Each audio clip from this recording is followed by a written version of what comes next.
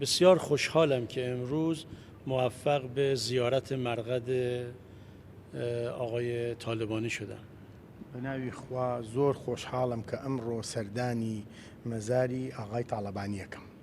مرحوم مام جلال طالبانی یکی از شخصیت‌های بزرگ ما بودند. مرحوم مام جلال طالبانی یەکێ لە شخصیتە گەورەکانی ئێمە بوو و مورد علاقه دولت و ملت ایران بودند.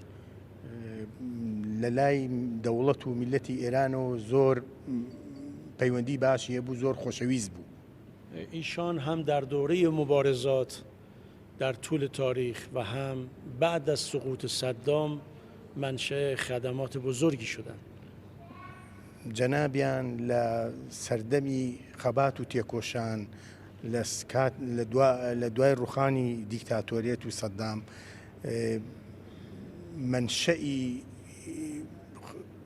خەبات و تێکۆشان و فیداکاری. هم در دوره مبارزه و هم بعد از ریاست جمهوریشون روابط بسیار خوبی با ایران داشتن. هم لە کاتی خەبات و تێکۆشان هەم کاتێک کە بوو بەسەر کۆمار پەیوەندیەکی زۆر باشی لەگەڵ کۆماری ئیسلامی ئێران هەبوو. من فراموش نمی کنم یه موضوعی رو که آقای طالبانی همیشه مطرح می‌کردن. من یک شت قد لەبیرم ناچێت کە هەمیشە مام جەلال باسی کرد. میگفتن که اقلیم کردستان و جمهوری اسلامی تاریخ و جغرافیای مشترک دارن. که ئەیوت هەرێمی کوردستان و جمهوری ئیسلامی ئێران تاریخ و جغرافیای مشترکیان هەیە و ما همسایه و دوست هم هستیم و همیشه به هم نیاز داریم. و ئەیوت ئێمە دراوسێ و دۆستی یەکین، هەمیشە پێویستمان بە یەکە و بەردەوامیژە.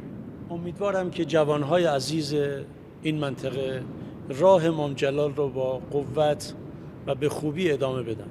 امیدوارم گەنجەکانی ئەم ناوچەیە ڕێگەی مام جەلال بە هێز و بە تواناوە درێژە پێبن.